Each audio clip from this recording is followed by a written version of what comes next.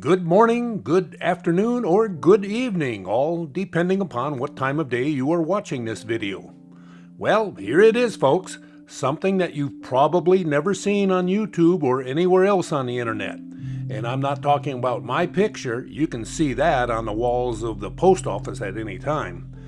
Today's video is a comparison of several video editors all together in one place at one time and all doing the same exact thing. We are not going to talk or brag about the special features and capabilities that each editor may offer or why it may perform better than the others. You get the chance to watch each program in action and decide if it might be the best one suited for your needs and skill levels. Each of us will perform the same basic editing techniques so that you can see the differences in how it is accomplished on each platform. We all use the same two video clips that were taken by a VHS camcorder over 16 years ago, so you may notice that the imagery is not digitally sharp. That is not the fault of the video editor, but that is the video as taken by Grandma and Grandpa at the time. The first demonstration will be executed by a knowledgeable user of Adobe Premiere Pro, Doug Betts of Fresno, California, who has his own computer and networking consulting business. He also has a YouTube channel called Live Windows Training at the following link that you can see on the screen. You are welcome to view any of his extensive collection of previously uploaded videos or watch his next scheduled 2-hour-long show beginning on Saturdays at 9 a.m. Pacific Time. The second presentation of the identical procedures will be from Ken Stout of Indianapolis, Indiana, using the Davinci Resolve Studio, the paid version. Ken conducts his own YouTube live broadcast daily at 10 p.m. Eastern Time. Look for his channel at the following link on the screen. He also maintains a Zoom meeting that runs nearly 24/7 and is open to anyone sharing an interest in Windows or computers in general, or just a friendly get-together for some interesting conversation that covers everything except religion and politics. A final presentation of these same identical procedures will be presented by yours truly, also known as Baldy, using Cyberlink's PowerDirector 365. And because you are watching this video, you know that I maintain the YouTube channel PowerDirector Made Simple. You can also find me in person almost every night on the Zoom meeting that is hosted by Ken Stout. Okay, let's get into the presentations. None of us are sponsored or supported in any financial manner by the creators of the software that we use, nor from any other advertiser. The specific steps each of us were supposed to perform were as follows. Number 1, describe the main editing window. Number 2, demonstrate importing and/or dragging the two video files to the timeline. Number 3, cut and remove a small section of an intentionally corrupted video. Number 4, add a fade transition at the end of the second clip. Number 5, add a text title at the beginning. Number 6, change the text of the title to a different font size or color. Number 7, export or render out the finished project. And number 8, play the new video in Windows to show everybody that it works. Up first will be the presentation that was recorded by Doug Betts using Adobe Premiere Pro. Let's all watch and see what this looks like. This is the default editing workspace layout for Adobe Premiere Pro 2024. Upper left, I have the source panel. Upper right, program panel. Bottom left, project panel. Bottom right, timeline panel. To do this project, I'm going to drag these two source videos straight into the timeline. I don't have to drag them into one of those other panels since I'm going to be using almost all of those video content. I'm going to drag the timeline out here to where there is an audio and a video problem. Use the right arrow key and left arrow key to move one frame at a time to find the exact spot. Press the letter C to get the cutting tool, which looks like a razor blade. Click where I want it to be cut. Press the letter V to switch back to the selection tool. Click the piece I want to remove. Press Alt Backspace To get rid of that piece, press down arrow key to move to the end of the video, drag across both audio and video to select both. Adobe Premiere Pro has a default for fading for video and audio. That's Shift D. It gives me a 1-second fade for both of those. Up arrow key twice to get to the beginning of the video, right arrow key a couple times to get to where the girl is center stage. Watch in this middle panel when I select the text tool by pressing the letter T. Then I'll move my mouse up into the area above her head, press Ctrl V to paste something that I already had copied for the title, for the text. Then come to the window menu, choose Essential Graphics so that I can make some adjustments. I'll triple click on that phrase, then come over to the color, click on the color panel here. I could choose any of these colors, but what I'm going to do is choose the eyedropper and then choose the pink in the cake. Since that is a pink cake and a pink blouse, I think the pink text makes sense. Then while that text is still highlighted, I'll come over to the font menu and press the down arrow key to highlight different fonts and see what I like. And I'll just go ahead and pick that one. Then I'm going to come to the timeline, click in that area and press the letter V so I can switch back to the selection tool. Then I can use the selection handles on this frame to make it a little bit larger, which increases the size of the font and positions it where I want. I'll click on the Quick Export button, click on the link near the top to choose a location and a file name, click Save, then click Export. Should just take a few seconds to complete. There it is. Then I'll switch back to File Explorer and play the video for you. All right, we're at 3, and then Tori's gonna do something really crazy on number 3. So, everybody count with me, okay? Who's with me? Raise your hand. 1, 2, 3.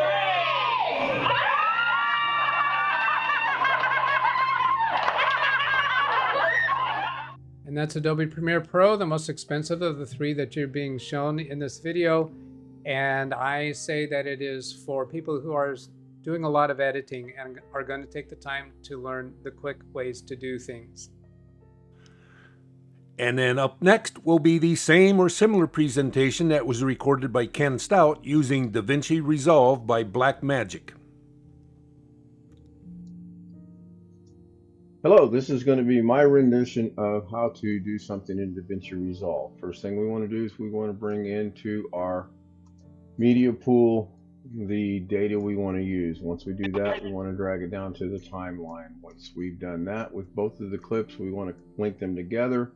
We want to scrub through here and find where it goes bad, which is about right in here somewhere. Go back 1 frame. Go back 1 frame. We're going to make a cut using our razor blade cut tool. We're going to move this out of the way. We're going to get rid of the cut. We're going to do that. We're going to bring it back together. We are now going to go add a quick title by going to the Effects tab, grabbing a title, putting it on top, and putting our name of our title in there, which is in this case going to be Birthday Girl.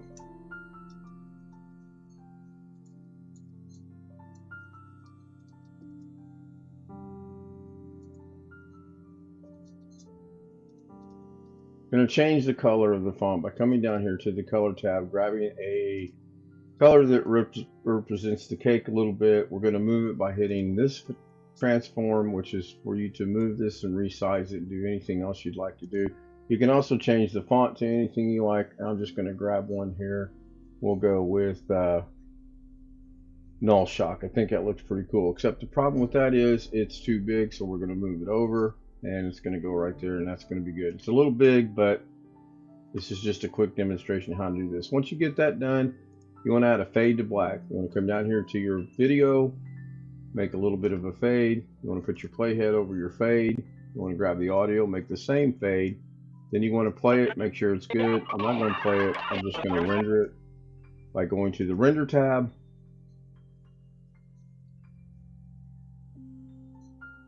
Putting a title in there.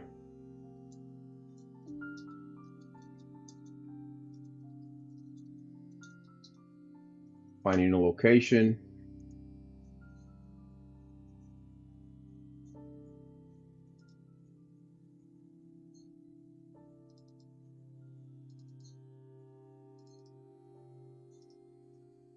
changing it from QuickTime to MP4, changing the codec from APV to 264, adding it to the render queue, coming down here and hitting render.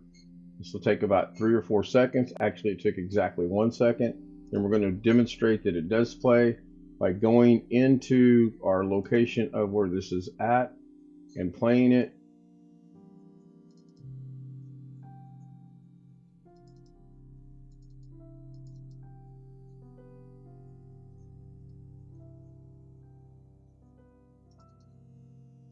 We're counting 3, and then Defer's gonna do something really crazy on number 3. So everybody count with me, okay? Who's with me? Raise your hand. 1, 2,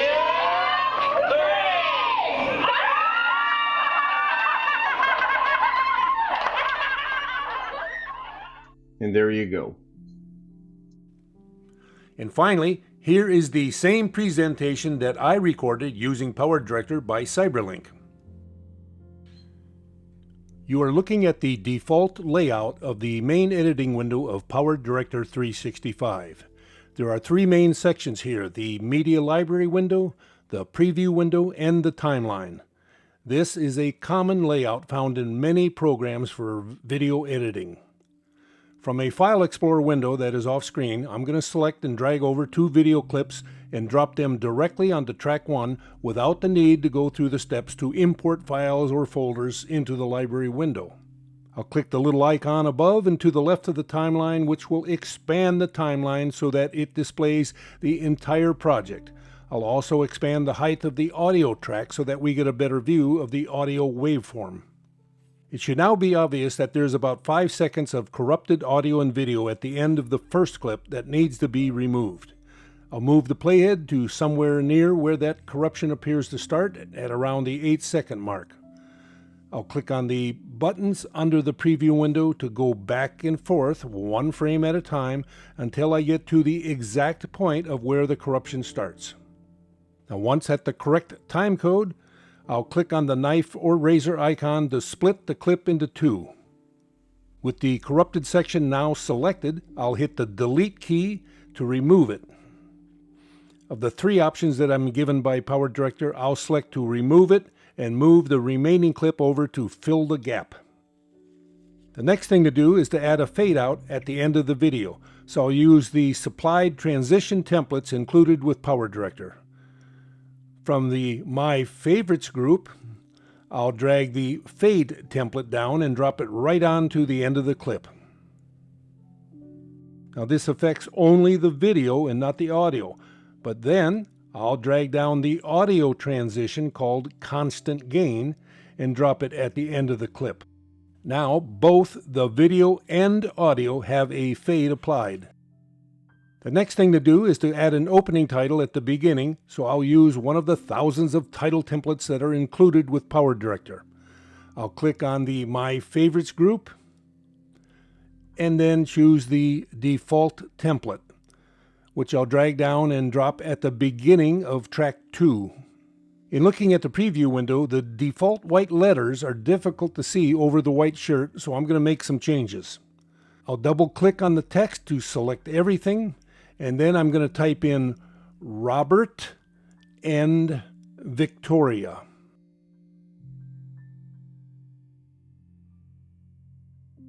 I'll quickly change the font from the default Seago to Acme. I'll click on the color square, which brings up the color picker. From there, I'll use the eyedropper tool to sample the pink color in the birthday cake and then click OK. I'll then change the font size from the default 20 to about 36. I can move the entire text box to the upper left corner or anywhere else that I think looks best. And when done, I can click anywhere on a blank area of the timeline, which unselects the title and closes out the mini editing tool. When I'm ready, I'll click on the Export button. PowerDirector opens the Export window where I first need to give it a file name that I like, such as Test. The location is already set to the folder from which the 2 clips were first imported. The important video settings are shown next, but I'm going to stick with all of the recommended settings and finally click on Export at the bottom of the window. When the next export window opens, it shows the progress of the rendering process. In just a matter of a few seconds, it is all complete. And finally, I'm going to click on the Open File location at the bottom, and the file Test is pre-selected in a File Explorer window. I'll double-click it so that it plays in Windows Media Player. All right, we're count to 3, and then Defer's going to do something really crazy on number 3. So, everybody count with me, okay? Who's with me? Raise your hand. 1, 2, 3.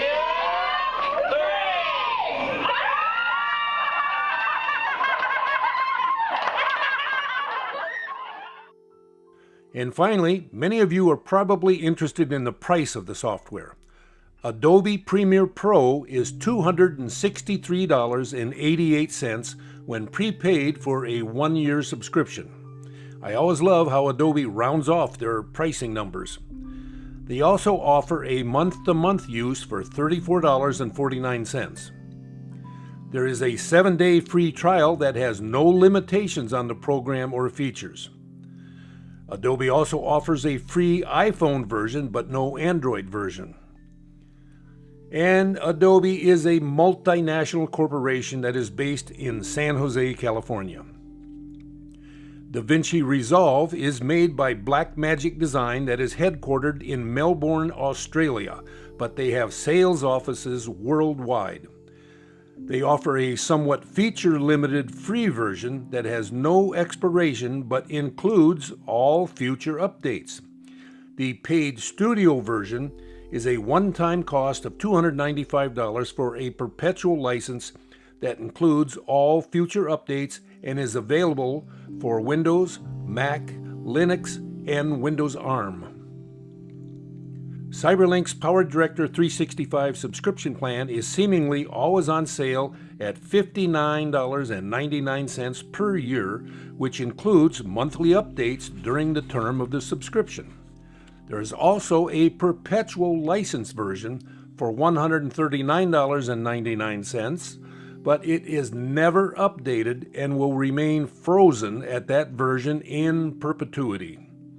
PowerDirector is also available in a Mac version, but it is not nearly as feature-rich as the Windows version. There's also a free Essentials version, but it is severely limited in features, including added watermarks on all created videos. Cyberlink also offers free-to-download mobile versions for Android and iOS phones, but many features require additional cost. So that's the sum and substance of this initial review. If there are enough viewers and comments, we might continue with follow-up comparisons in which the editing requirements might be a little more complex. Make sure you hit that like button and leave a comment below.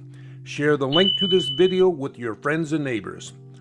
Thanks for watching, and I'll see you next time. But before we go, there is one last-minute addition from another user who is a relative novice using the free version of DaVinci. His video has no voice audio, but you can watch his mouse movements, which to me indicate the learning curve that is necessary for learning how to use DaVinci. Here is that final video from William Dawson of Cocoa, Florida, who has his YouTube channel at the following address.